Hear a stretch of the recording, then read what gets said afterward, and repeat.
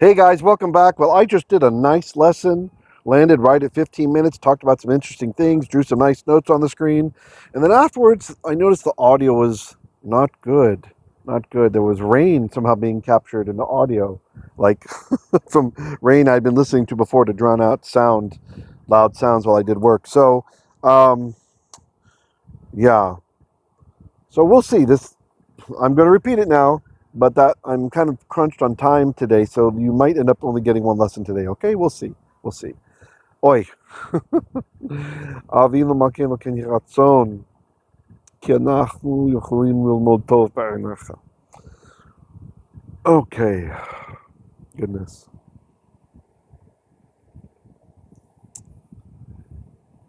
This shiur is dedicated to peace in the Ukraine, where those people have been fighting for their lives against Russian invasion. Just an unjust invasion, an unjust war. So we just forget the leaders. I know I don't inject politics, and there's some people who like and don't like, but let's just dedicate the shiur that there'll be peace, that the people can stop dying, and that Hashem's justice will reign, that those responsible will be punished swiftly and soon, speedily and now. Those who have been responsible for starting this war and causing the death of so many, and any who have ingraciously wanted to continue the killing. I have friends in Ukraine. I want my friends safe, and I also don't want them losing a chunk of their country. I know my American friends would not put up with Mexico taking over Texas, for example. And then we just got to stop no matter what. We would want Texas back, right? So whatever your position is on this, let's just agree and let's ask Hashem for peace and for His judgment to be rendered. Yeah, because there's no politician who's a messiah. There's no politician who doesn't make mistakes, even the most well-intended one. Sometimes someone just moves so fast and they're so efficient that the time isn't given to something that it really needs, and so mistakes can be made. Anyway, all right. So here we go. Let's scan through this. Vetzipita zahav tahor.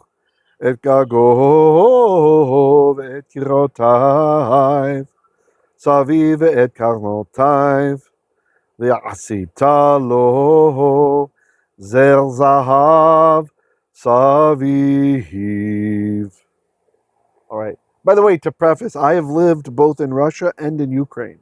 Okay, I've have friends from both countries. So I think as far as people who don't live there, I've got a pretty strong stake in this and understand Russian pretty well and can make it by in kind of a chicken Ukrainian, like a hybrid. I've forgotten so much though. And one of my areas of study, actually, at the university, I completed the equivalent of a Russian studies degree. So it only exists connected to another type of degree, so I don't actually have that. But all the course material required for a Russian studies degree I completed, including crazy Soviet cinematography. Just talk about some funny propaganda stuff, and learning about the Golodomor, how the Soviet Union genocided somewhere between 3.5 million to 7 million Ukrainians because the farmers didn't want to give up their land, their ancestral land, to the communist cause. So that's something that a lot of Westerners don't realize, that they've already suffered at the hand of the Soviet Union greatly, greatly. It's really, oh, you wonder how much more do these people have to suffer. But anyway, let's see. So here we go. Vetzipita. So tsadi, pei, hey.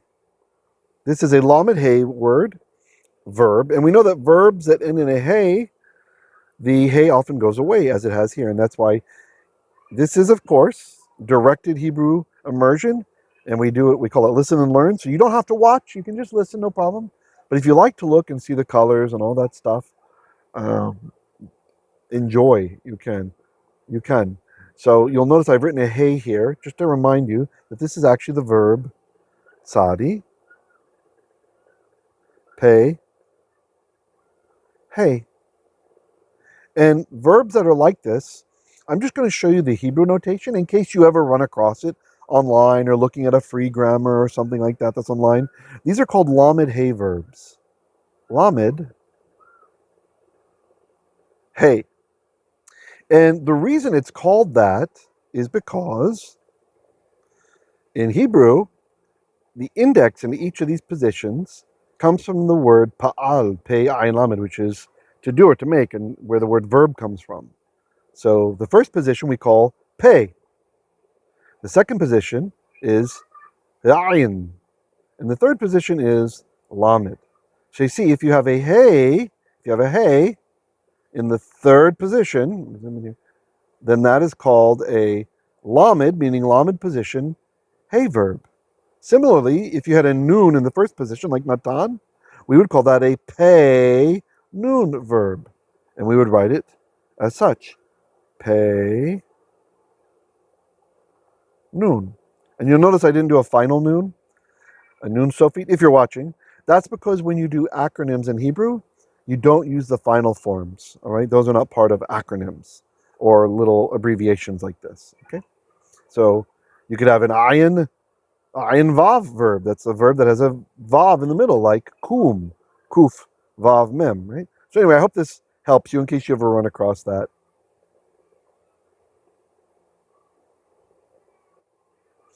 All right, so let's continue.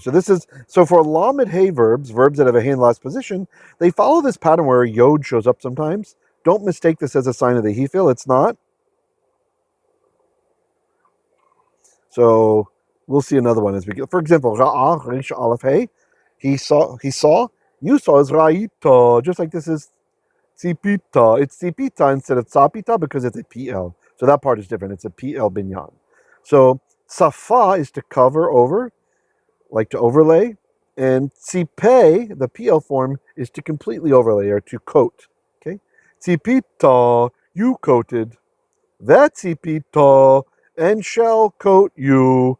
Oh, him.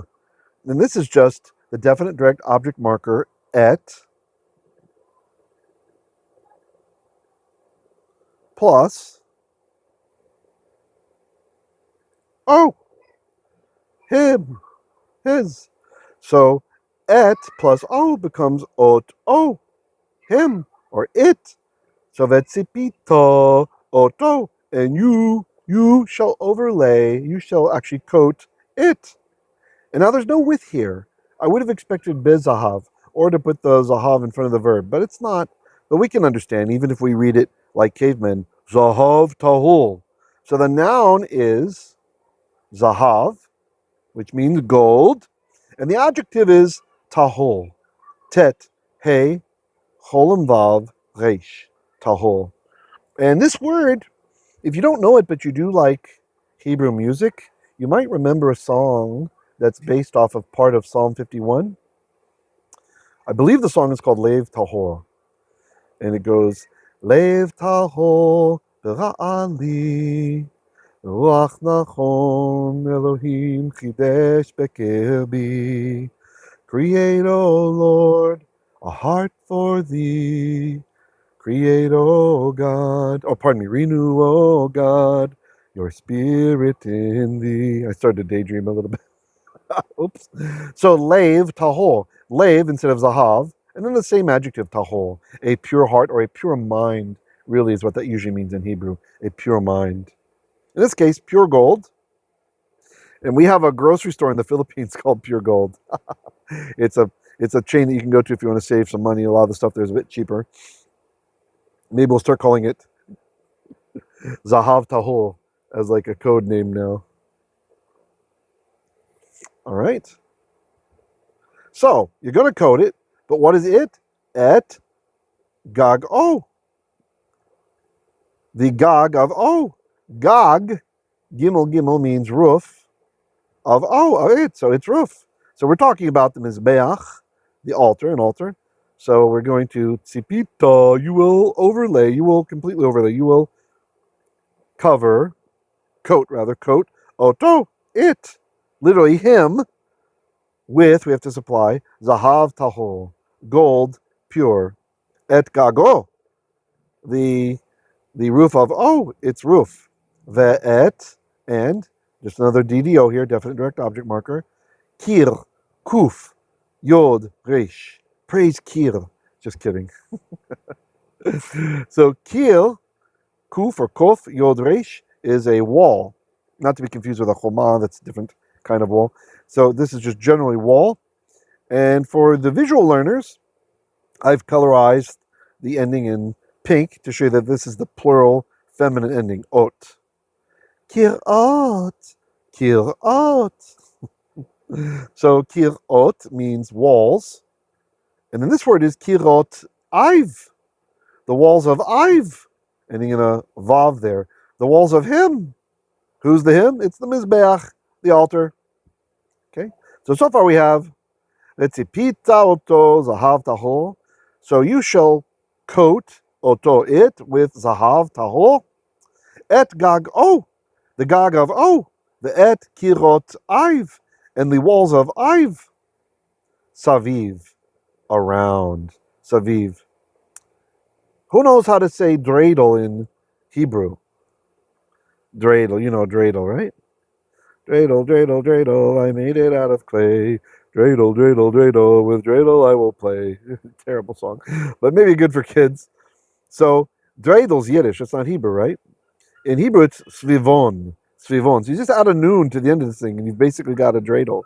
So it's something that spins. So saviv is around, right? Around. Ve'et, and definite direct object marker. Karnotaiv. Karnotaiv. Now, what is going on with this word? Now, this is a plural form from the word keren. Kuf or kof, reish nun. Keren. And it behaves like many words do which have the same pattern. So, for example, king is melech.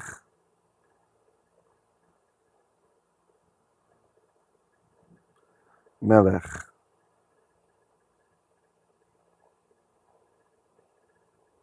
Melech, king. But if I want to say, for example, his king, I say malko.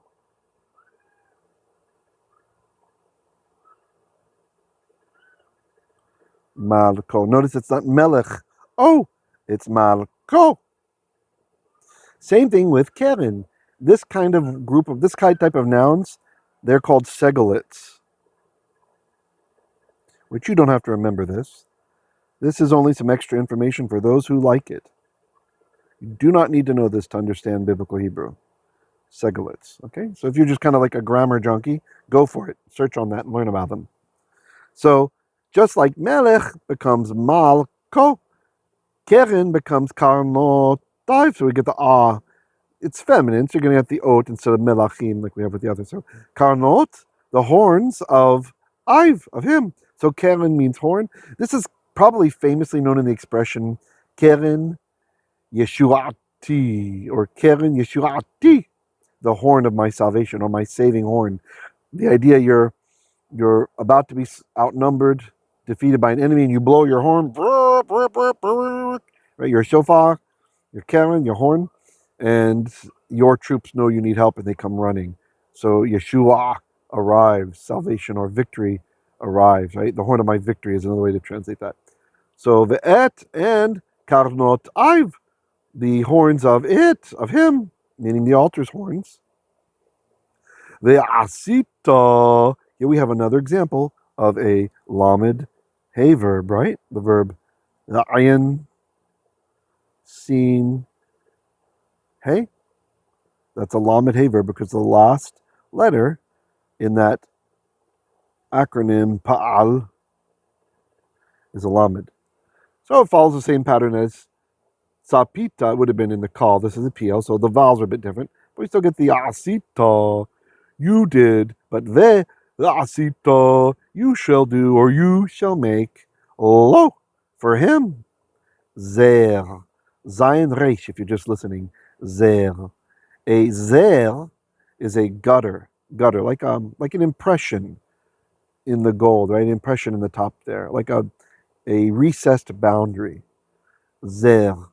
And then we have the word zahav, which is, I've labeled it as an adjective. It's not technically an adjective. You would expect like zahavi or something like this, like golden, but it's actually, these are what are called two nouns in opposition. But I think it's easier to just think of it as an adjective for now. It's still coming in the adjectival position as we would expect it.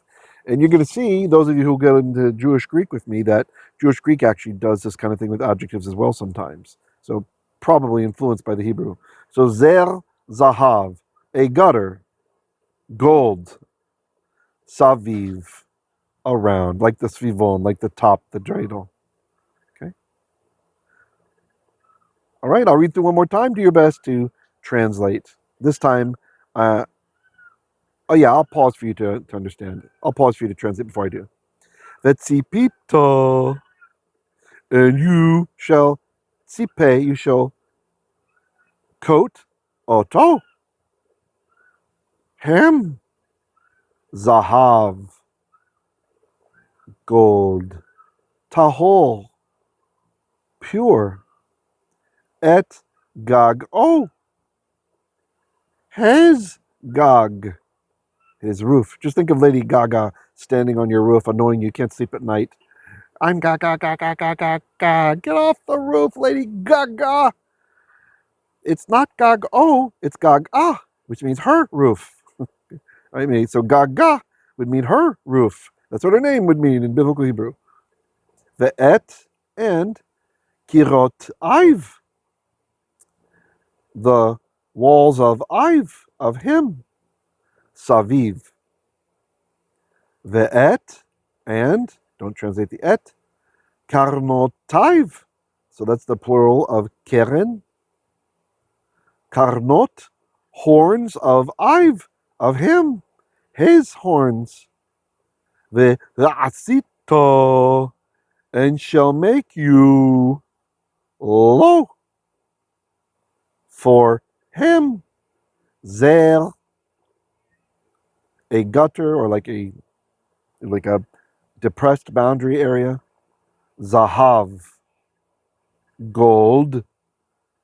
And surely you know this from Yerushalayim shel zahav v'shel v'choshet v'shelo. Anyway, saviv, around.